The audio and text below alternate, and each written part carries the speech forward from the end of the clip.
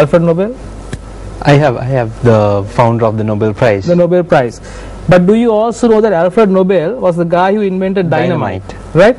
And he founded the Nobel Foundation in order to sort of compensate the damage he did by inventing dynamite, if I'm not mistaken. Am I right? Do you know why he did that? Not exactly. Alfred Nobel became filthy rich after inventing dynamite. Right? He became so rich that, at one point he didn't know what to do with the money. Alfred Nobel had a brother called Ludwig. Okay. Right? Ludwig went on a trip and died. Right. The newspapers, which thought that Alfred Nobel had died, published an obituary the following day. The obituary read, "The merchant of death is dead. Dr. Alfred Nobel, who became rich by finding ways to kill more people faster than ever before, died yesterday." Right? When Alfred Nobel saw this, he was shocked. He thought, man, if I die today, people are going to remember me as the merchant of death, someone who found ways to kill more people faster than ever before. That was the turning point in his life. Right? That day he decided, okay, people are not going to remember me as a person of death. Right? That's why he actually invented started off the Nobel Foundation. And today, of course, the most famous Nobel Prize is the Peace Prize. Peace Prize. So the guy who was known as the merchant of death is now associated with the Peace Prize, the biggest prize in the world. Now, Mr. Kumar, now say you go to office and you have all these moments, right? Now, if you really enjoy what you're doing, would it be a situation where you feel lazy to get off the bed to go to work? For example, now say there are many people who would feel quite lazy to get off the bed to go to work, but if you say you are going on a trip or you're going to meet your friends or something, they'll be the first to get up. Yes. How would you see this? I think the main thing is to enjoy what you're doing. Okay. I think even Dhananjay spoke about that earlier, right? In life, if you don't enjoy what you're doing, there's no point, right? As long as you enjoy, you will be happy doing it. Exactly. But if you say now, there are a lot of people who would consider a job to be happy and good because you get a good pay, but actually they really do not enjoy what they do, but they go for the sake of getting a lump sum. But would that in the long run make you happy? No, I think you should, as Dhananjay said, right, I think he took some of the points that I was going to talk about as well, right? I think bad luck of becoming the second speaker. Yeah, I guess so. Right, at one point in your life, you have to stop and just think. Okay, you have to stop and think. Okay, what I am doing today, does it make me happy?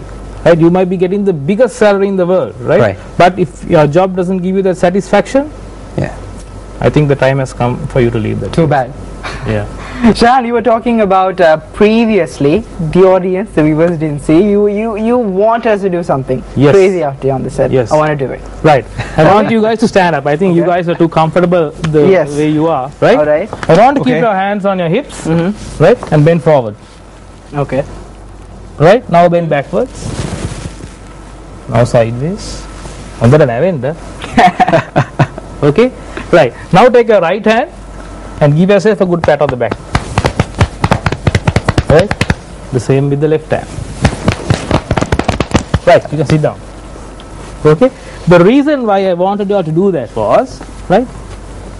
The reason why I wanted you all to bend forwards and backwards was, when you work in an organization, you sometimes have to bend backwards to satisfy your bosses and your customer. Right? It is very important. Might not be the right thing always. Sorry? Might not be the right thing always, but you have to bend backwards. You have to bend backwards, right? Everyone can bend forwards, right? That's the easy thing to do, right? But bending backwards and sideways, especially for me with someone like who has tires on both sides, so it's a bit difficult. So if you are working in a corporate world, right, sometimes you have to bend backwards, even though it's difficult, even though your boss is a pain in the neck, right? You have to do that. The reason why I wanted you all to pat yourself on the back is, sometimes when working in an organization, right, okay, you may get your salary at the end of the month, right? But even more important than your salary might be someone patting you on the back and saying, "Good job, Machang, well done." Right? Those few words of appreciation, I think, takes you a long way. Takes you a long way, especially when you're down. Exactly. Sometimes actually that is even more important than your salary. True, your salary is important, but we are human beings, right? We crave for appreciation, recognition, right? The matters that touch your emotions and heart. Exactly. So quite I true. think, Quite true. That's the reason why I wanted you to do those. I think exercises. it's not only at your workplace, right? Even in your day-to-day life, when you are down with some issue, personal or family or whatever, if you have some relative of yours who would come and pat on your back, can encourage you and strengthen you, it'll mean a lot. Exactly. And as Ananjay said, it's very important to surround yourself with positive thinking people. Right? If you're surrounded by people who are always saying the negative things, right? It's not going to work, right? You have to. Yes, very interesting discussion we had, Shehan. I just wish we had more time to discuss more. Unfortunately, time has come to an end. But I would just like to ask you for one final time on the show today, what advice you would like to give, one strong advice, maybe a piece of word that you could actually tell the audience what exactly what you need to pass and convey the message to inspire them. Right. I want to tell you two things. One is be proactive, not reactive. You know, being Sri Lankans, I think we are used to that culture of being laid back and being reactive to things rather than being proactive. So I think it's very important for you to be reactive in the corporate culture. The other is to have a goal in mind, right? It's very important. Before you start off any task, always have a goal in mind, right? Where you are going to end, right?